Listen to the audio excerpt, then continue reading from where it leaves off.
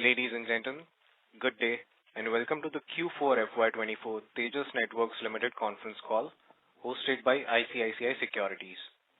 As a reminder, all participant lines will be in the listen-only mode, and there will be an opportunity for you to ask questions after the presentation concludes. Should you need assistance during the conference call, please signal an operator by pressing star then zero on your touchtone phone. Please note that this conference is being recorded. I now hand the conference over to Mr. Ashvik Jain from ICICI Securities. Thank you, and over to you, sir. Thank you, Sagar. Good evening, everyone. Thank you for joining on Tejas Network Limited Q4 FY'24 result conference call. We have Tejas Network management on call, represented by Mr. Anand Athreya, CEO and Managing Director, Mr. Arnab Roy, Chief Operating Officer and Whole-Time Director, Mr. Sumit Dhingra, Chief Financial Officer, and Dr. Kumar N. Sivarajan, Chief Technological Officer. I would like to invite Mr. Anand, sir, to initiate with opening remarks, post which we will have earnings presentation and Q&A session. Over to you, sir. Thanks, Ashwin. Welcome to Q4 FY'24 Tejas earnings call. Good evening. My name is Anand Athreya. I'm the CEO and MD of Tejas Networks, and I have Arnab Roy, who is the founder and COO, Dr. Kumar Sivarajan, who is the founder and CTO, and Sumit Dhingra, who is our CFO. I'm happy to inform that Tejas had the best ever quarter and the best ever year in its history, and a profitable one too. Over the last year, Tejas has been insanely focused, and we've been executing ruthlessly on major projects such as BSNL 4G, PAN, and many other projects. What we have witnessed in this recent quarter is growth in all segments, and we have also secured the supply chain. So I'm very pleased, having completed 1 year at Tejas. I'm very pleased with the progress that we have made. And I'll hand over to Arnab Roy to go over other details. Thank you. Thanks, Anand. I'll take you through our quarterly presentation that we have uploaded, which has two sections. One is the results of Q4 and giving some color and details to it, as well as a refresh of our products and technologies and the outlook for the future. So the first update is about Q4. As Anand mentioned, we ended the year on a very strong note, a very strong revenue growth. We scaled our business with the profitability, and ended the year with a strong order book for execution in FY'25 and beyond. So for the quarter, we had a net revenue of 1,327 crores, which is a significant jump year-over-year, and a profit after tax of 147 crores. For the year, we ended with 2,471 crores, again a strong growth from the previous year, and a PAT of 63 crores. We also ended the year with an order book of more than 8,200 crores. To add some more color to the quarter, we made a lot of progress in all fronts for both wireless and wireline business. For wireless, we shipped a lot of equipment for the 4G 5G RAN in the BSNL network. We shipped more cumulatively, more than 10,000 sites have been shipped, and the installations are progressing quite well. Apart from this, we also engaged with several other customers for our RAN products. And as of now, we have multiple ongoing proof of concepts, POCs, with potential customers in a private and utility verticals. So we've started making business development progress beyond the immediate BSNL opportunity. We made good progress for our wireline business as well. I think one of the highlights was completing the supplies of the large volume of IP/MPLS routers for BSNL network, which is the backhaul network for the 4G 5G wireless network. And this is one of the largest deployments of indigenous IP/MPLS routers in India. It's close to 50,000 routers deployed in BSNL network, and we have completed supplies, and the installation, commissioning, and deployment is going on as we speak. We also had several strategic wins for our WDM and our switching routing products in the critical infrastructure sector. We entered into a strategic partnership with Telecom Egypt for our FTTX GPON equipment. It includes, apart from local manufacturing and supplies, sharing the experience of BharatNet and NKN network projects in India, and also contributing to the training and manpower development in Egypt. They are also gateway to many countries with whom they have free trade agreements, and there could be a potential gateway for supplies to many countries in Africa and Middle East. Some of the other highlights are the approval of our CLI application and the grant of 32 crores for the past year of FY'22-23. And also, Concall Labs, our subsidiary, also got approved under the semiconductor DLI scheme and received the incentives as well. During Q4, Tejas and subsidiaries were granted 22 patents and the total patent count, approved patent count of 335. A few corporate updates. We received the Voice and Data Excellence Award in the Make in India category for our carrier router portfolio, which are basically the IP/MPLS products that we shipped to BSNL for this MAN network. We are also starting to get recognized globally as key vendors for our products and for our wireless products in the Gartner. The very respectable industry analysts, they recognize us as a representative vendor in their Open RAN, vRAN market report.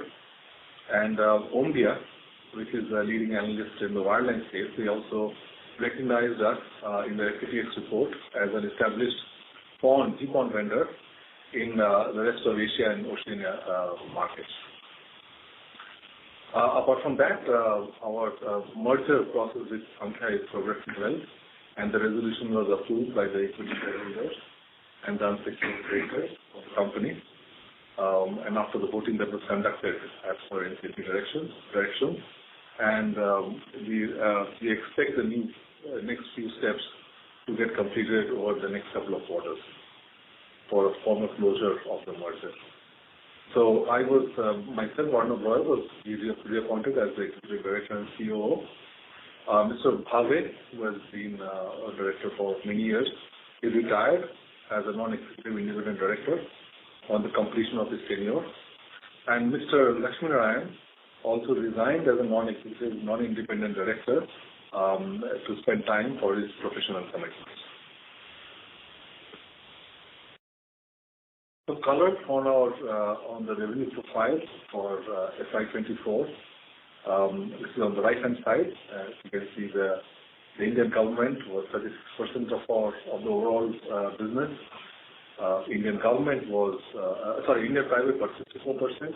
India government was 36%, and international was 10% of our revenues. And this is an area where we are focusing a lot in terms of growth for our international business. And I'd like to definitely remind you that the shipments that are happening for BSNL 4G are being categorized as international private, India private, because our immediate customer is TCS, which is a private entity.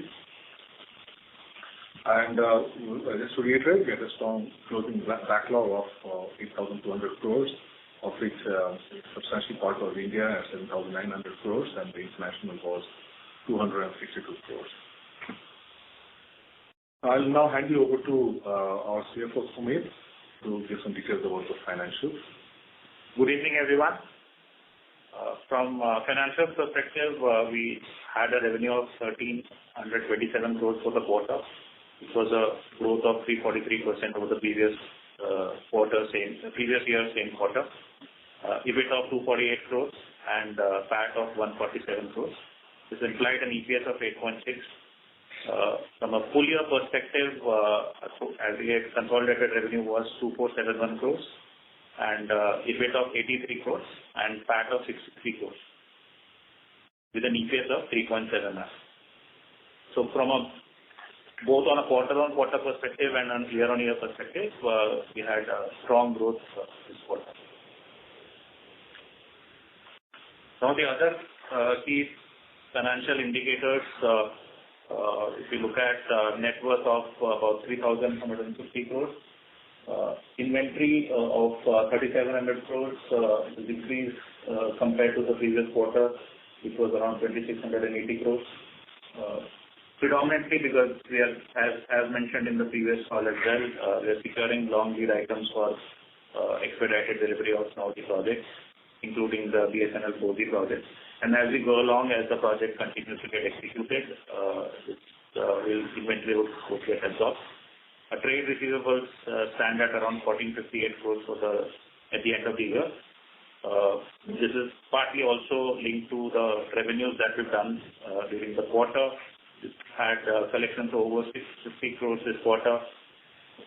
Working capital increased to about 1519 crores. Again, driven main by inventory and receivables. Our cash position at the end of the year was 641 crores and working capital borrowings of 1,744 crores, which is essentially all for working capital. Thanks, Sumit. So as a recap of what happened in FY'24, FY'24 has been a milestone year for us. We had a significant growth in revenue and turn to profitability starting with Q4. We had a growth in all product segments led by wireless and all the different product segments in wireline as well. We had a successful entry into two new large product technology segments with high growth, the 4G 5G RAN and the service provider switching routing market. And we entered this market with large projects in hand, which we are executing successfully. We are executing the largest ever network built in India with indigenous technology in 4G 5G RAN, routers, as well as satellite transponders, which we talked about last quarter for the BTS project that is getting executed by Concall. We demonstrated our ability to scale manufacturing by executing shipments in record time. We finished the March shipment of 50,000 routers in literally 2 months. We made significant investments for enabling future growth. We grew our headcount by 42%, mainly in R&D, manufacturing, sales, and support. We expanded our facilities for supporting our growth in R&D and manufacturing operations. And we also made major capex investments in R&D and manufacturing. And we have been talking about this over the last couple of quarters as well. So I'll quickly switch on to a little bit of a refresh of our business. As you know, we make end-to-end products for building telecom networks. And we have an entire range of products, starting with, on the left-hand side, the wireless and wireline access in the wireless 4G, 5G radios and wireline access in the GPON, XGS-PON equipment, and also Ethernet and IP MPLS customer premise equipment for enterprise services.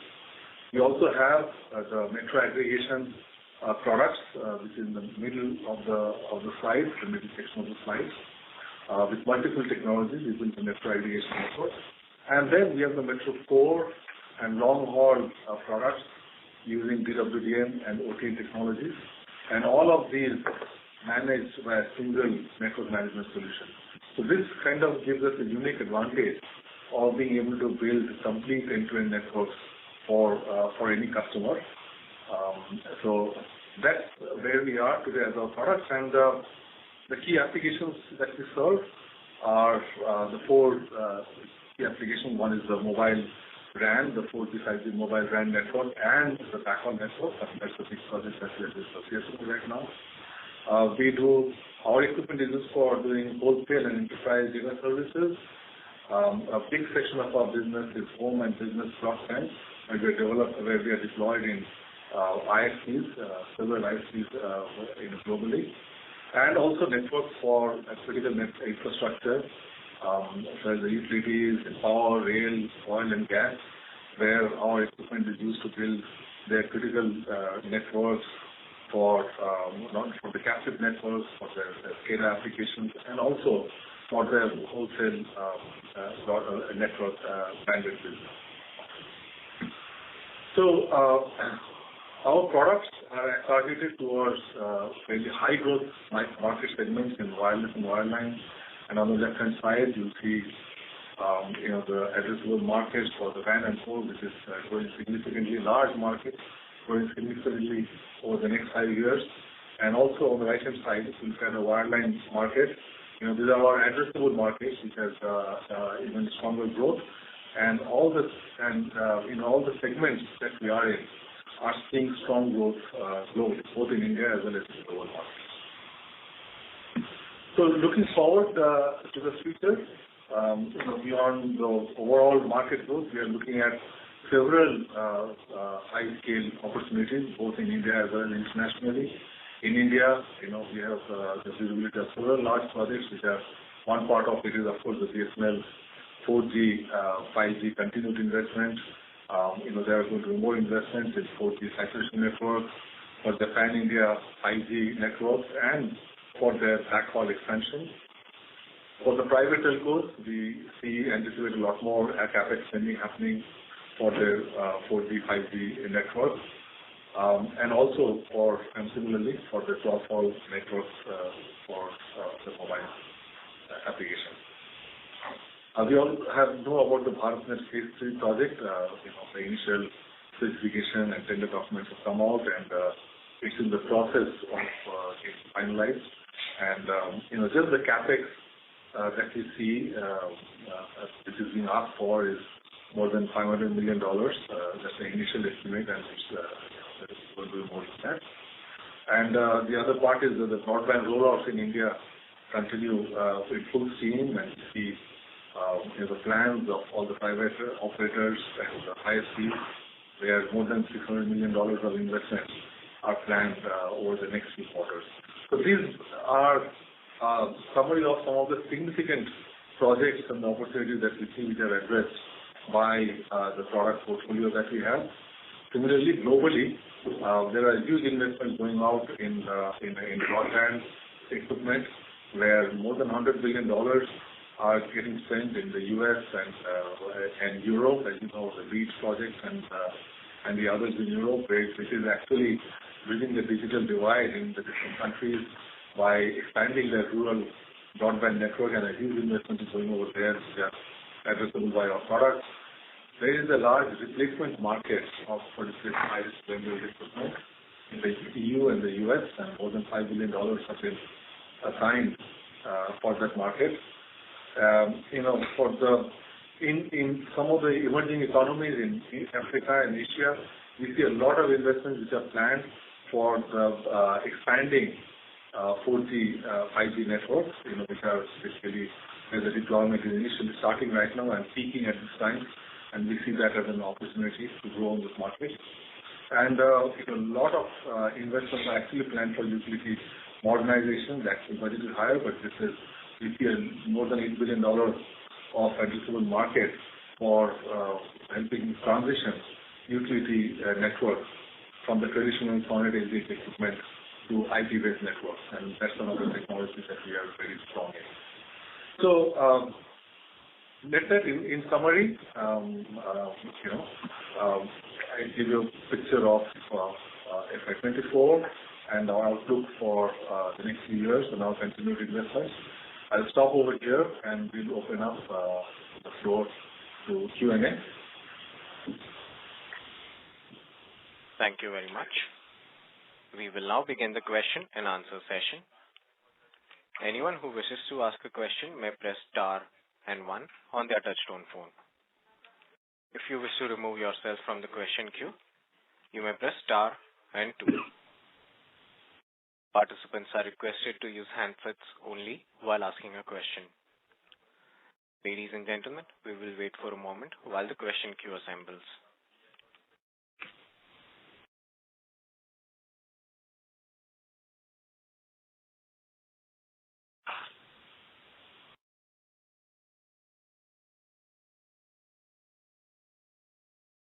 The first question is from the line of Sohan Joshi from ASC Consultants. Please go ahead. Am I audible? Yes, sir. Yes, Sohan. Congratulations for these numbers. So this backlog order of 8,200 crore doesn't cover the 5G order side, right? It's just for the 4G coverage of 1 lakh sites, right? That's correct. It just covers our existing backlog using 4G and other wireline the order book that we have. It doesn't cover 5G operation.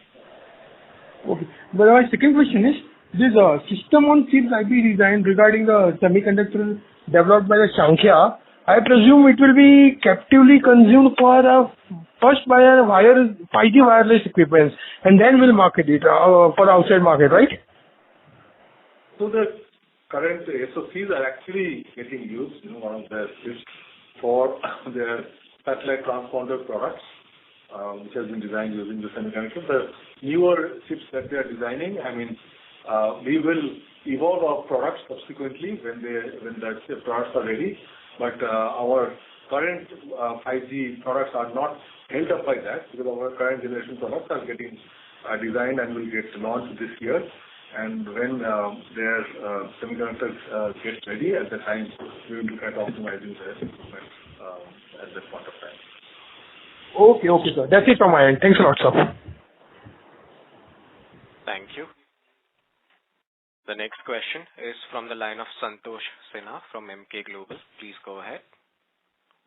Thanks for taking my question. My question is regarding the BSNL project. So what exactly is the timeline for this project?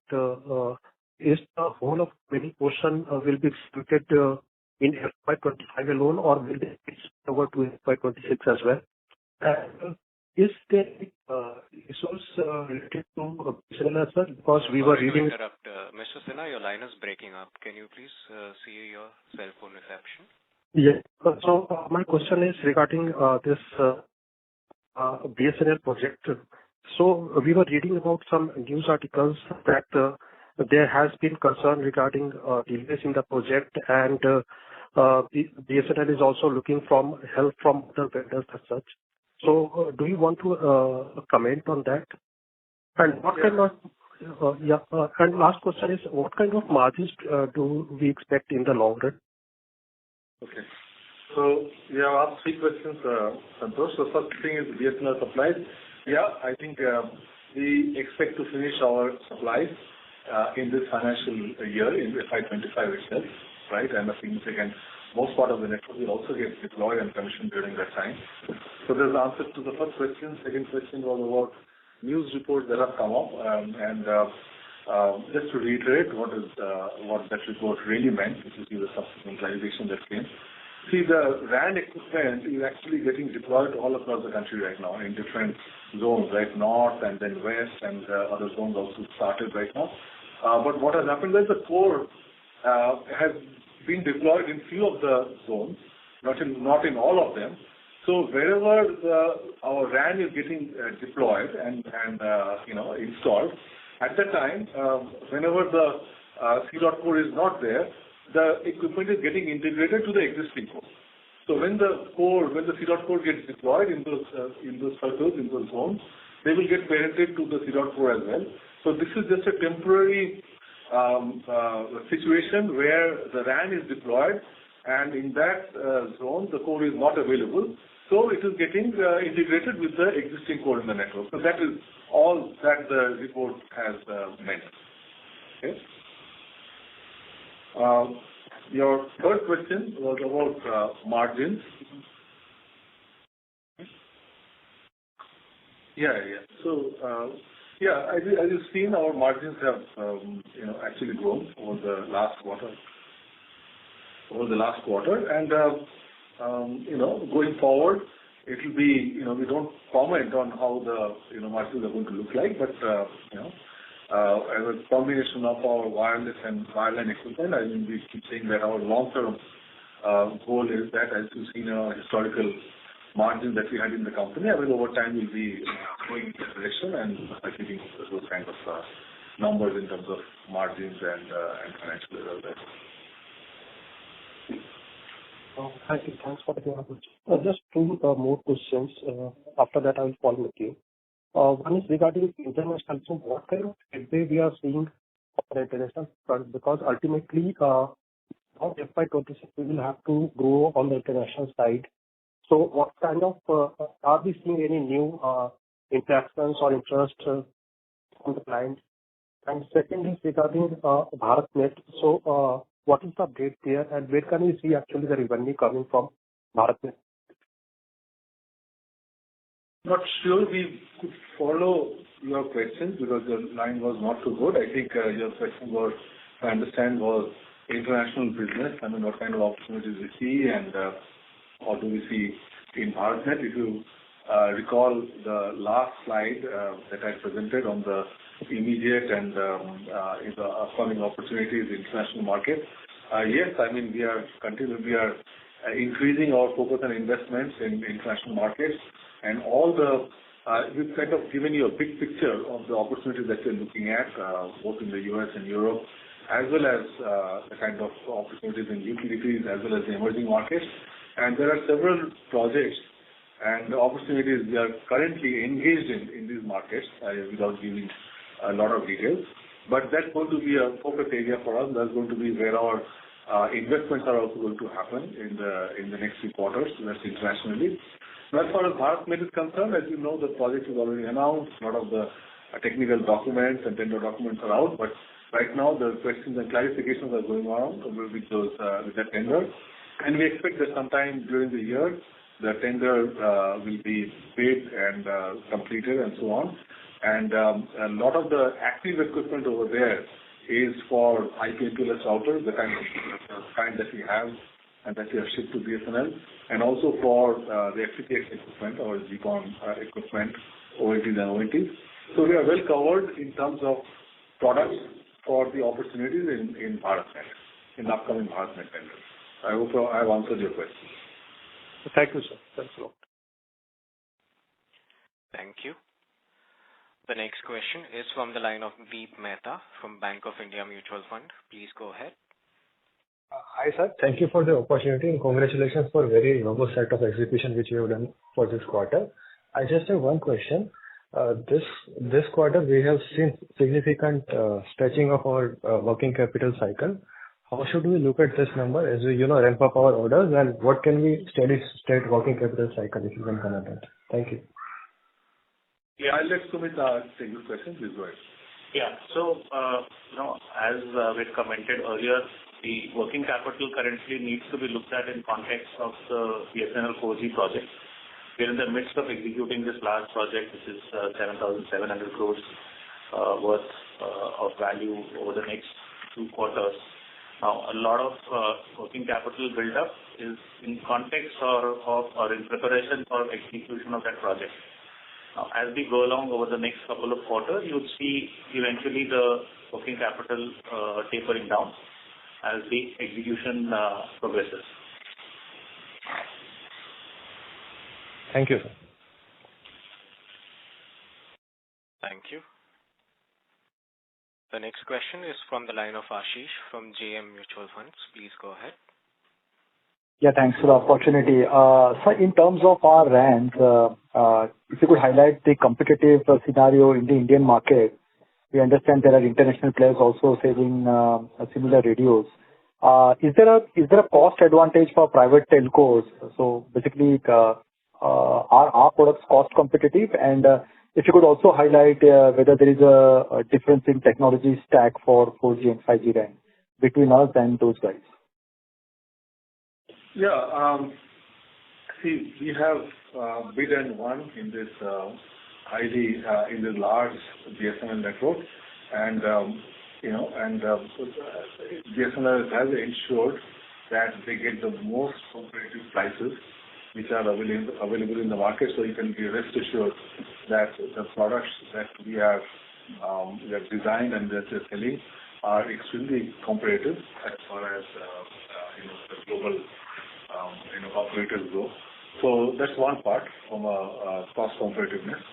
The other part is set about technological differentiators. Yes, any products that we make are always made with several technological differentiators, and I'll let Kumar, our CTO, talk about that.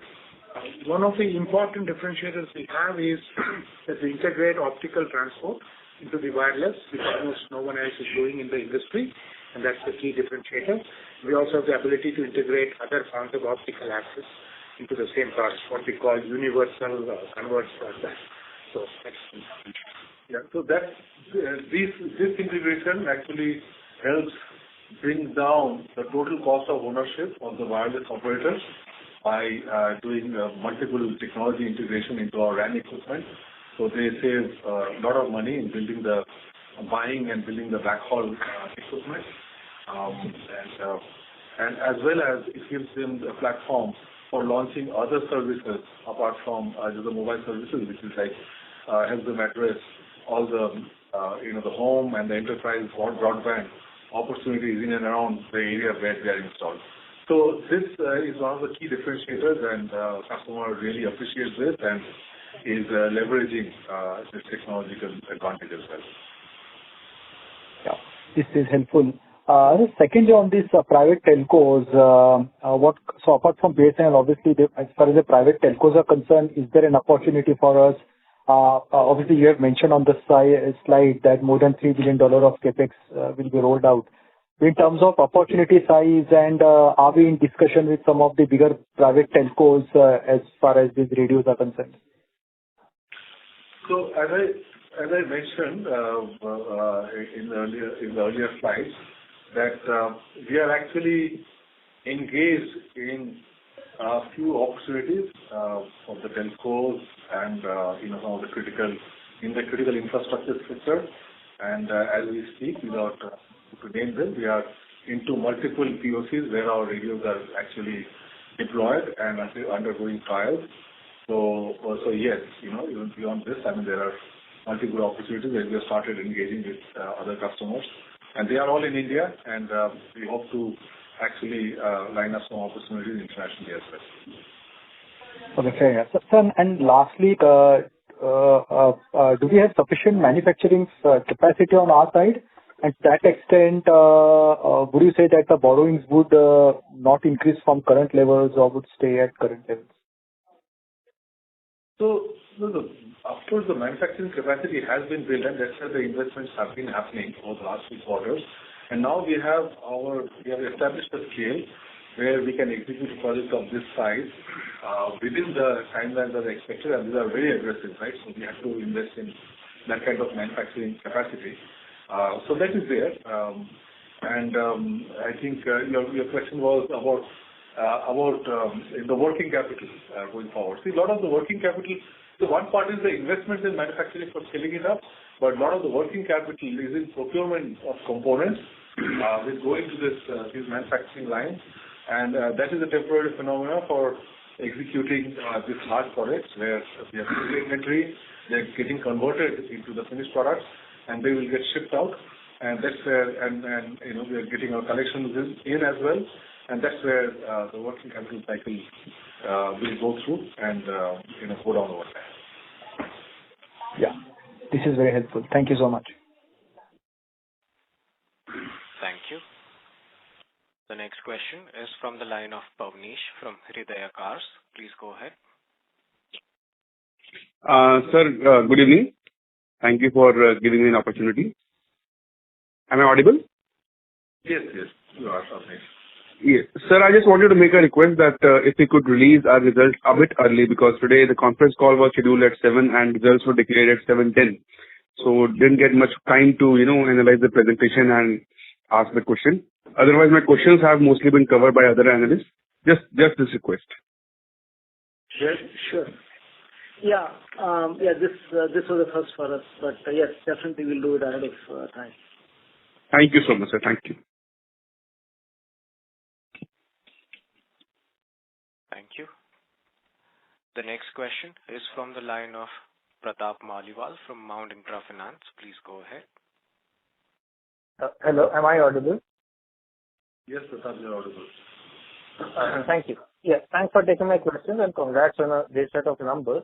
So I just wanted to confirm that I was seeing in the presentation that we've cumulatively shipped equipment for about 10,000 plus sites on the wireless business. So just to confirm, the overall order was for about 100,000 sites. So we'll be executing the remaining 90 in the next 3 or 4 quarters going ahead. Is that correct? That's correct. Okay. Thank you. And just one more thing. We've had an improvement in profitability as well this quarter. So last quarter, we had seen that the low margin parts of the network equipment were deployed and that had consequently affected our profitability a little bit. So has that actually been compensated for this quarter? And going ahead, can we expect this improvement to sustain now that the low margin parts are out? So, yeah, your observation is right. I mean, we mentioned that last quarter, and that's correct. I think this quarter we shipped the components of products which are not higher margin, and that's what is showing in our overall margins kind of a thing. So going forward, I think, the blended margin, as I said, we don't comment on future margins kind of thing, but you can see the trend out there. And as you said, our margins are a blend of wireless and wireline products. So yeah, the trajectory is there, and it will depend on the combination of products that we ship. Okay, so we do expect to hopefully maintain the improvement going forward as well? We don't give guidance on that. Okay, sure. Thank you for taking my questions, and congrats on a great set of numbers. Thank you for that. Thank you. Thank you. The next question is from the line of Hiren Kumar Thakural Desai, who's an individual investor. Please go ahead. Yeah. I have just one question. Do we have an estimate of what PLI incentives we may receive for FY'25?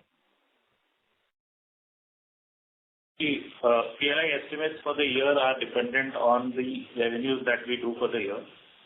For FY'25, since we don't give any guidance on the revenue, it will be difficult to give you that estimate. Okay. Can you provide some percentage of revenue as a incentive that is there? I mean, what is the percentage number? The policy states that the PLI would be between 5 to 6% of the manufacturing revenue, which is incremental revenue over the base year. So for every year, whatever is the manufacturing revenue less the revenue for the base year, on that number you'd get let's say a 6% kind of PLI. Okay. Thank you. That answers my question. Thank you. The next question is from the line of Prathamesh Diwar from Tiger Assets. Please go ahead. Yeah. Firstly, sir, congrats for your great set of numbers. So just, I was having this one question. How are we looking at a strategic partnership with Valiant Communication? Are we looking at any acquisition which will help us doing any backward integration? With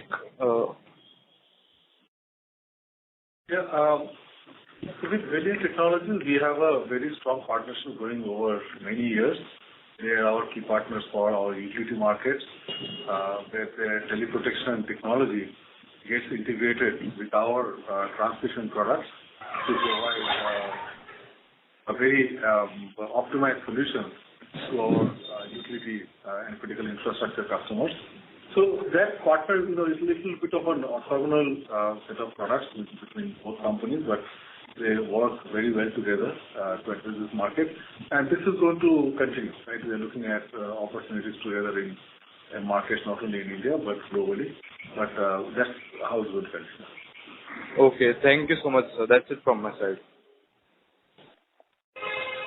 Thank you.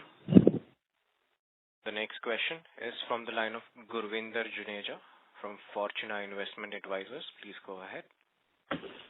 Hi. Thank you, sir, for taking my question. I have my first question is about getting some clarity on this proof of concept you're doing on the utility side. What does that mean? Is that including any work with Valiant?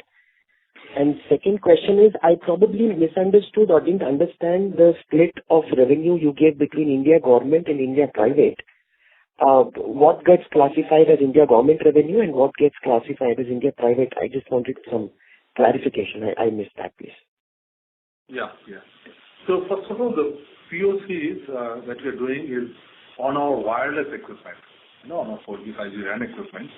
And this is not including Radiant. This is purely applications in wireless. Your second, so these are multiple networks where they are getting tried out as we speak for potential deployment.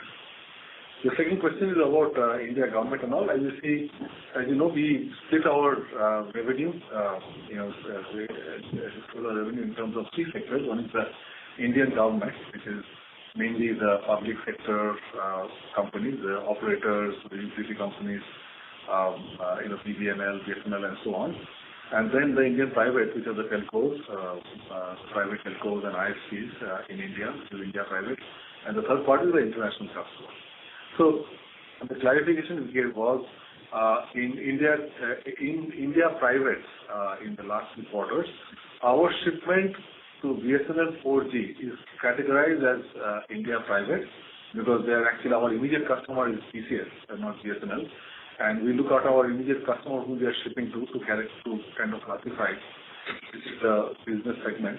So we just want to make sure that we understand that the India private numbers that we are showing, reporting, that includes the BSNL 4G 5G shipments.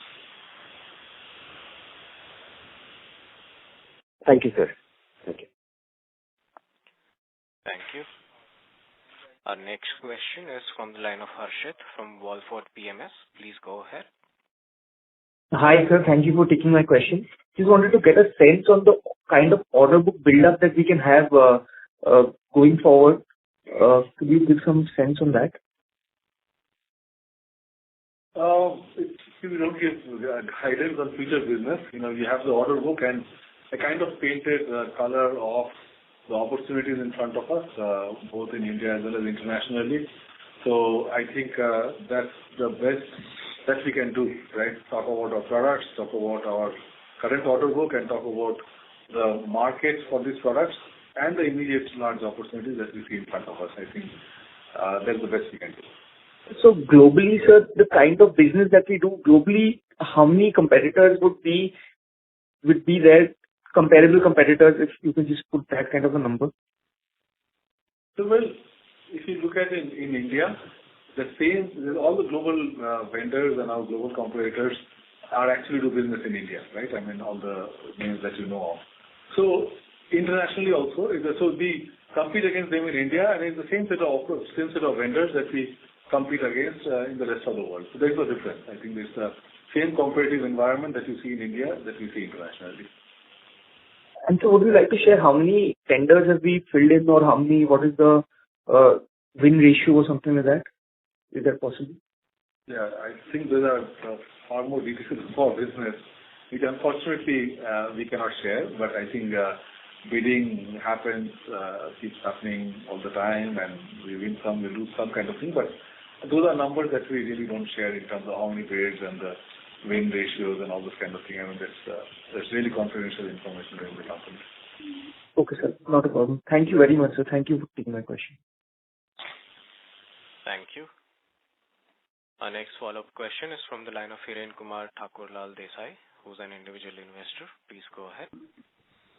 Yeah, one more question was just regarding the inventory part of it, or you may just say the entire inventory cycle. The fact that we are dealing with TCS in a way, do we have a sort of better estimate or better certainty in terms of how long that cycle will be? I mean, what is the inventory turnover that we need to maintain, especially for BSNL business? Okay. See, as I mentioned, this project is a 7,700 crore worth of project. The execution in terms of number of sites is around 10,000 sites as against 1 lakh sites. So it's about 90% yet to be executed. And from a lead time procurement, done some advanced procurement to be able to ship these products in time. Now, purely from that perspective, if you see the order size versus the inventory, we have inventory for the next few months of delivery. We've not fully yet procured all the inventory for the project, but a significant part of it is in place, and it helps us have that assurance with respect to being able to deliver. On an overall basis, the operating cycle is less than 12 months from a working capital standpoint, but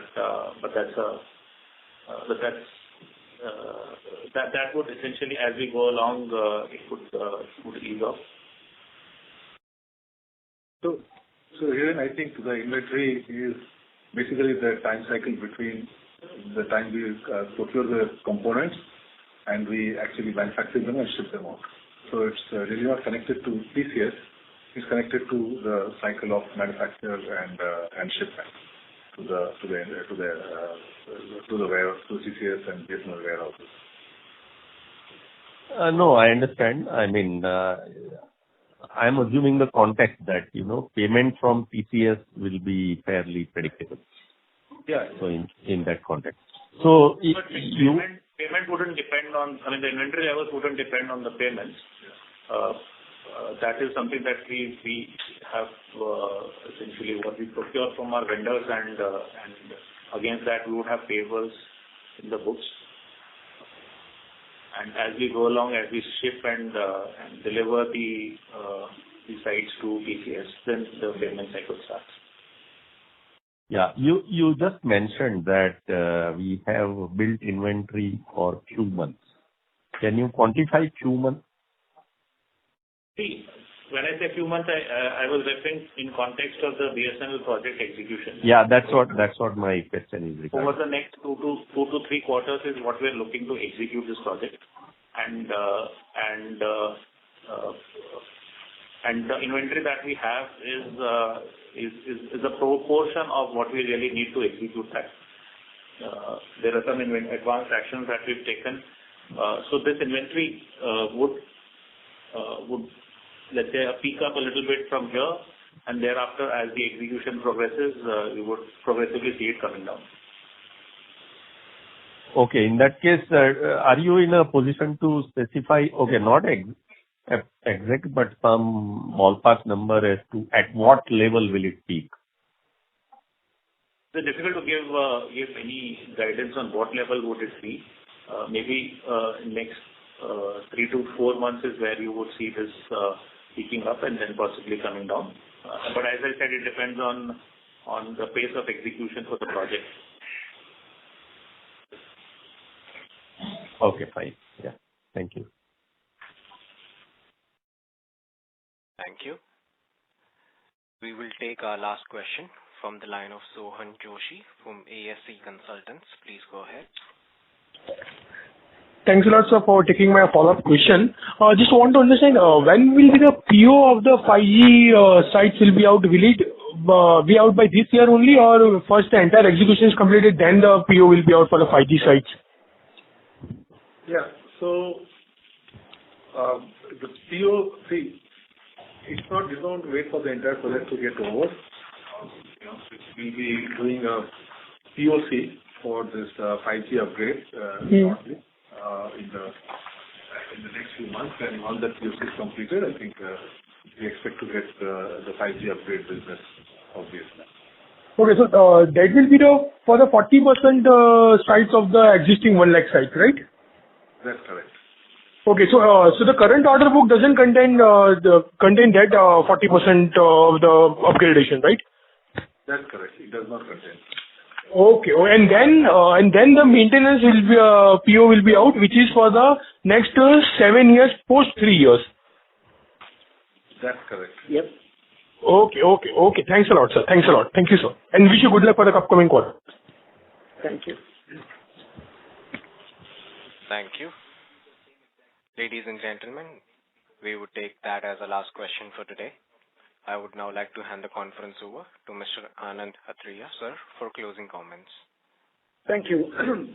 So, as the FY'24 closes, First, I would like to thank our employees, customers, board members, investors, and stockholders for your continued support. This has been a record year for us, and we will continue to stay focused and execute month-over-month and quarter-over-quarter to put Tejas on a world map. Again, wish you all the best, and thank you very much. Thank you. On behalf of ICICI Securities, that concludes this conference. Thank you for joining us. You may now disconnect your